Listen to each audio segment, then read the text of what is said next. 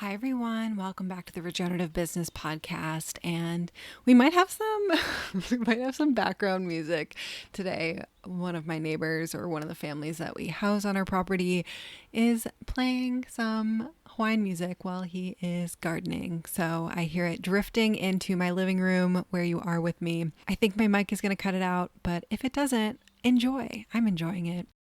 So today we are talking about everyday rituals to re-enchant your work, which is actually the result of this big breakthrough I've had recently, specifically in regards to me writing my second book. If you didn't know, I was writing my second book. I had this aha moment a little over 2 years ago, or just about 2 years ago, after the Lahaina fires, when we were on the front line, and it was exhausting and my nervous system was shot. And also I felt the most fulfilled and connected with purpose in my adult life. And so this book idea came through of the joy of doing and the importance of doing and being in action, not as hustle, but that came through. And then I was so excited about this idea, and I was putting off writing this book. And then about a year after that, or 9 months after that or something, I realized it was because that was actually the joy of doing. The concept of the joy of doing was actually meant to be a single chapter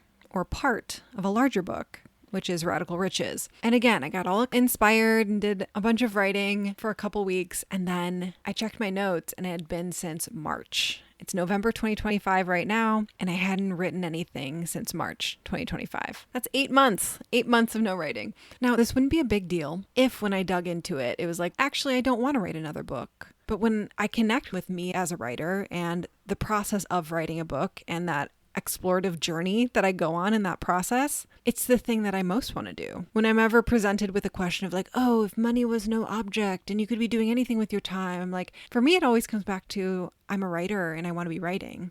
So why had it been 8 months? Now, there's a few things in there with that. Some imposter syndrome, some realization that this book writing process is different than my first book, where my first book was just channeled through me because it was the integration of 15 years of study, where this next book requires more active research on my end. But the other piece was the ritual piece, which is what we're going to be talking about today, because it has now been 2 straight weeks of me writing every single day, joyfully. Does not feel like a chore in this massive book project. I'm now at 26,000 words out of my goal is 45,000 words, but that could end up being between 40 and 60,000 words. So I'll tell you about my actual process in a little bit. Let's talk about the bigger idea of re-enchanting your work through everyday rituals. Now, I love the word enchantment. It feels like the act of making something ordinary shimmer again, but it comes from the root word incantare, to sing into. To enchant something is to sing life back into it. Your business, your creativity, your systems. In contrast, disenchantment, it's this numbness, it's autopilot, it's the endless scroll. It's time passing by without meaning, not because you're resting and in pleasure around resting, but because you're numb to life or you're tuned out. Enchantment brings this presence and wonder. And in business, this means sending emails that feel like spells of connection, and maybe seeing invoices as gratitude rituals, or turning your morning routine into a devotional act to your purpose. Now, neuroscientists have shown that our brains release more dopamine, that motivation and learning chemical, when something feels both new and emotionally meaningful. The Harvard Business Review summarized this work in 2020, explaining that novelty sparks curiosity and meaning keeps us engaged. That's why adding a little wonder or ritual to routine tasks keeps your work alive, and your brain literally pays more attention. Ceremony also makes your nervous system feel safe, and safety is the soil where creativity grows. Now, I don't know if you've ever read Atomic Habits by James Clear, which is like the go-to book on habits in the space. And it is a whale of a book. It is thick. But one great quote, James Clear says, "You don't rise to the level of your goals, you fall to the level of your systems." And now I've seen quite a few rebels say fuck you to systems in general and totally do it their own way, fuck the systems in general. But if you are not hitting goals that you want to hit, or achieving things that you want to achieve, you might want to question, are you falling to the level of your systems? Now, habits are pretty much repeated spells. Each repetition reprograms the identity you are becoming. It's like a breadcrumb trail towards your future self, where you actually get to decide who your future self is.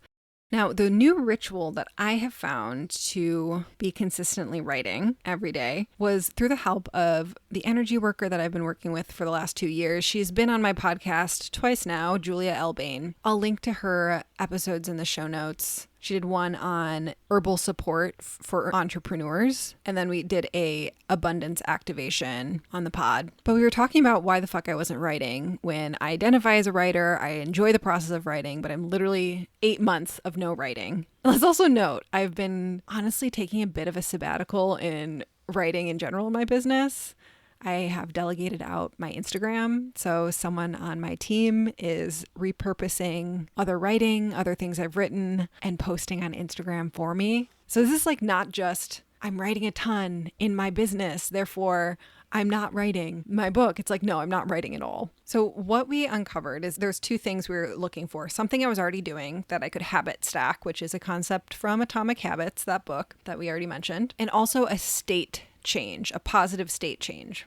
Now, I don't have that much structure to my days, especially since there aren't that many meetings on my schedule anymore, like maybe 1 or 2 a week. But my mornings are pretty scheduled because of the dogs. I get up, I meditate, I take the dogs out for their walk. Then I come back, take my supplements, and make whatever caffeinated beverage I'm drinking at the moment. It used to be coffee before coffee stopped working for me. Now it's been cacao every morning. And that's been my schedule, my morning schedule for years, locked in.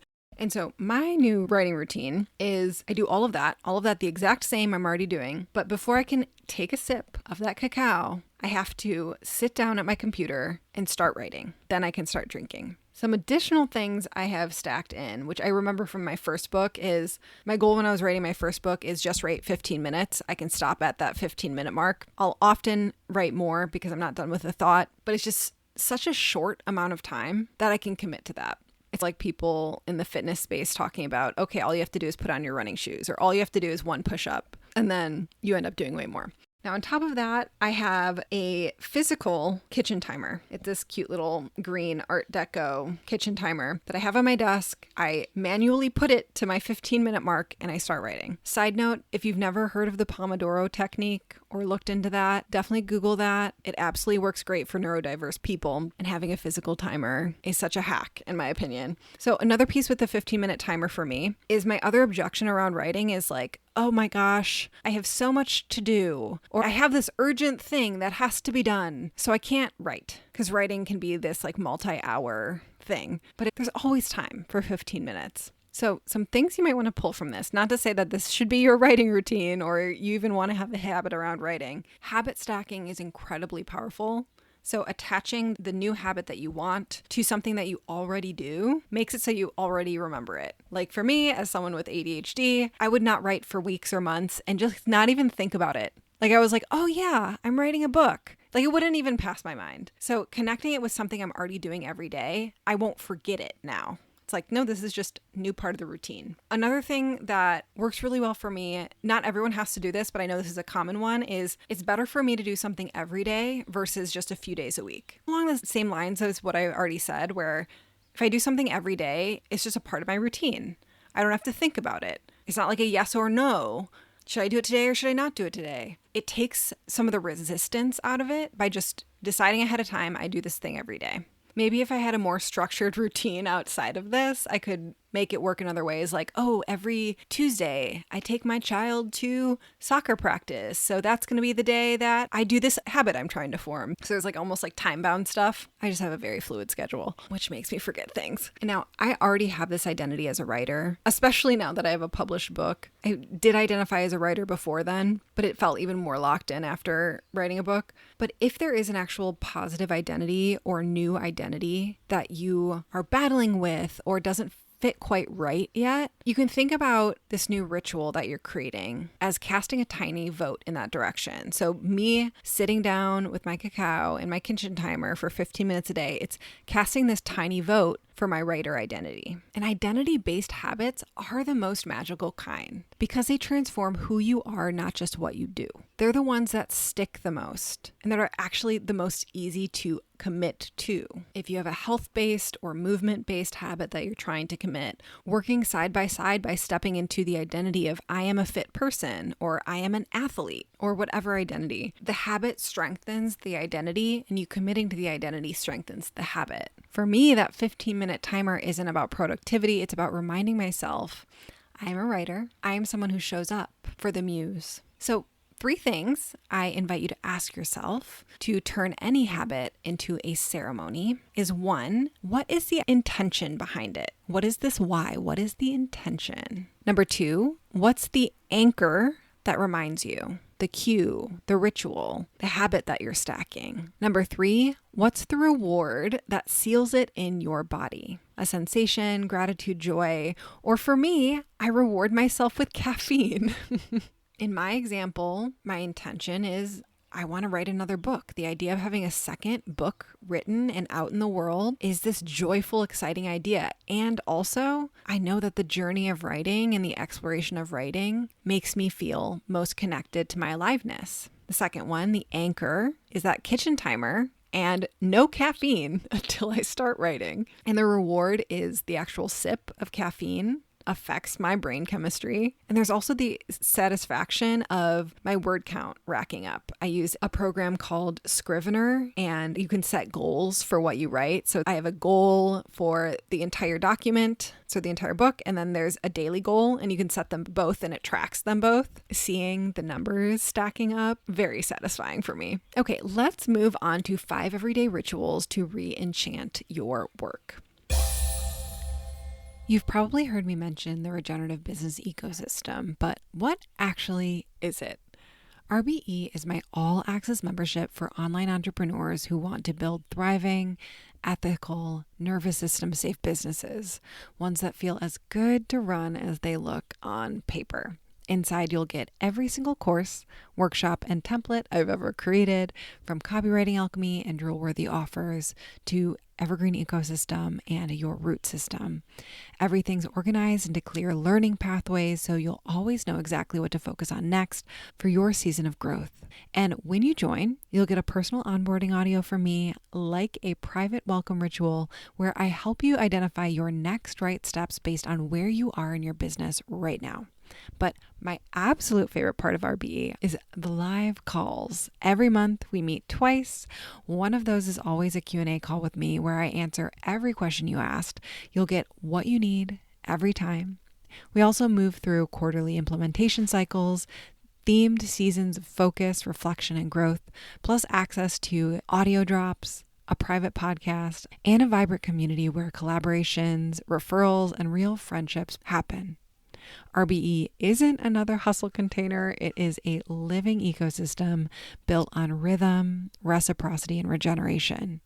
When you join, you get to grow your wealth and impact without losing your aliveness. Members have used these tools to double their income while working fewer hours, rebuild their creativity after burnout, and finally feel grounded in their leadership again. You can join us now at thedirtyalchemy.com/RBE, and podcast listeners get 20% off their first month with code PODCAST. Your next season of ease, expansion, and impact starts here inside the regenerative business ecosystem. Join now and have your best year yet. Now, according to the dictionary, ritual is a religious or solemn ceremony consisting of a series of actions performed according to a prescribed order. Ritual number 1 is our threshold ritual. When you start work for the day, do one simple thing that marks entering sacred space. Maybe that's when you open your laptop. You also light incense, take 3 breaths, or close your eyes for 10 seconds. You could say a specific mantra or play a specific song. This trains your brain to shift from distraction into devotion. And research has shown that transition rituals like this improve focus by up to 40%. So psychologists at the University of Pennsylvania found that simple rituals done before a task, like taking a deep breath or lighting a candle, reduce anxiety and improve performance under pressure. It's your brain's way of saying, I know what's coming next. What this study actually did is, and this was across multiple experiments, there were like 40 to 100 participants per study, is people performed anxiety-inducing tasks like singing in public, solving math problems, or giving speeches. And half the participants were told to perform a short ritual beforehand. For example, drawing a picture, sprinkling salt, counting to 5, crumpling the paper. And then the other half did not do any sort of ritual. And the participants who did a ritual reported less anxiety and performed significantly better, meaning singing with better pitch accuracy and solving more math problems correctly. So the mechanism wasn't superstition.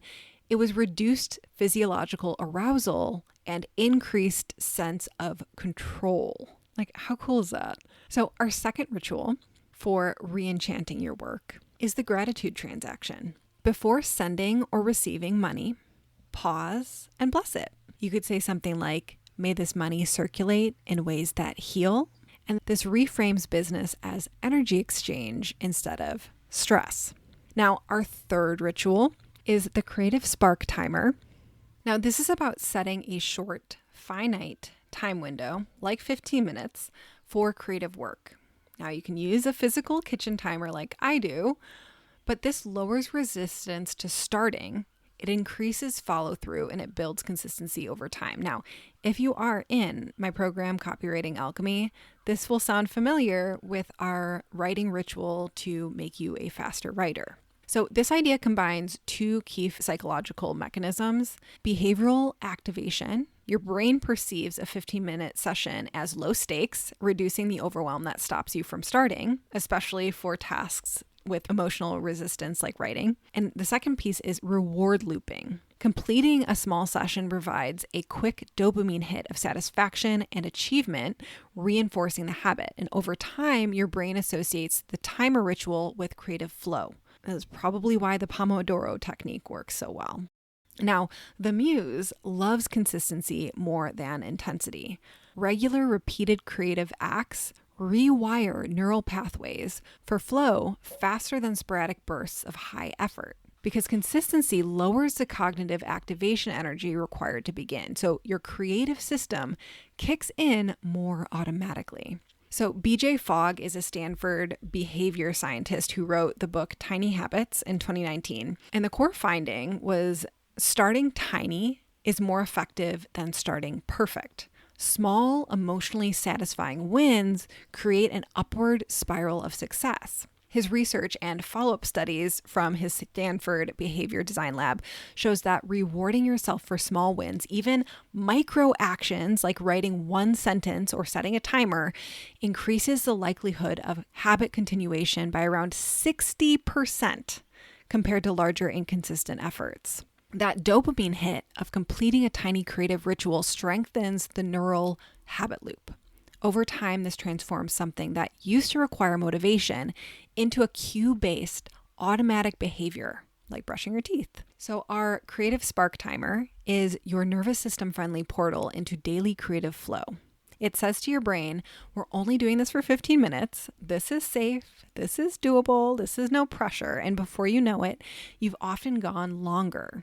But even if you don't, you've still reinforced the identity of someone who shows up. And I also find that I'm more likely to start faster instead of dilly-dallying. If I see a 15-minute timer, it's like, oh, I can't write a perfect thing if I only have 15 minutes to write. So I gotta go. Okay, so our fourth ritual for re-enchanting your work is the inbox as an altar. So instead of rushing through messages, imagine each one as a soul connection. And you can visualize this if you want. But before opening emails, or even as you open up that tab, take a breath, and you can think something like, let my response serve the highest good. This keeps boundaries intact and softens resistance. Okay, and our fifth one is the closing ceremony, to end your workday intentionally. And I think this is so important if you work from home or if you just work for yourself, because there is this dirty habit of working all the time, or never turning off if you work for yourself. So you actually want to end your workday. Some ideas for you is to write 3 gratitude notes for what you created or learned that day. This could be in your normal journal or in a note on your phone, or even 3 wins you want to celebrate. Maybe we can even think back to the BJ Fogg studies, where celebrating tiny wins makes you 60% more effective. You want to turn off screens, maybe even turn off your computer. It's a great time to step outside, maybe barefoot, grounding your feet into the earth. This signals to your body, this spell is complete. We're closing this out. Now, if you do any of these rituals, I would love to hear. Go ahead and DM me at thedirtyalchemy.com. Or if you have other ideas, I of course would like to hear those as well. Okay, let's move on to the science and spirit of ritual. A 2017 study from the University of Toronto looked at what happens when people do a simple ritual before a stressful task. Now, does this sound familiar? Something as small as tapping the table twice and taking a breath. The researchers found those participants felt noticeably less anxious and showed reduced brain activation in the stress centers associated with self-criticism. It wasn't magic, it was the body responding to rhythm and repetition. Now, the researchers defined a ritual as a fixed sequence of behaviors characterized by formality and repetition that lacks direct instrumental purpose. In other words, you're doing a specific symbolic series of actions, like clapping twice, or breathing, or drawing a circle, that doesn't directly change the outcome, but changes how you feel about the task. What they actually did was participants performed a short ritual before completing a stressful math task. This should sound familiar with the last example. Half the group did, half the group didn't. The ritual group showed significantly lower self-reported anxiety and displayed reduced activity in the anterior cingulate cortex, the part of the brain associated with error monitoring and stress. Now, both groups performed the same, just as well on the task, but their experience of the task was different. It didn't make people better at math. It made their nervous systems calmer and their perception of failure less intense. Now, this really points to ritual is technology for the soul. It's becoming mechanical and starts being magnetic. People feel that energy in your marketing, your copy, your offers. This is the difference between burnout productivity and devotional consistency. My 15 minutes of daily writing, which sometimes turns into 30 or an hour, is enjoyable. I look forward to it, which is the exact opposite of what most people think of starting a writing habit. Instead, this has made it feel sacred. And it reminded me that enchantment isn't found in retreats or crystals, or isn't just found there. It's built through presence. So whatever your craft is, whether it's coaching or creating or leading or farming, you can make it sacred again through simple rituals and your presence. So in closing, business as ceremony means you don't wait for the magic. You build it into your habits, because enchantment is repetition with reverence. So I invite you to ask yourself, what is one small habit you can ritualize this week? And how can you make it feel like a love note to your business? Have a good week.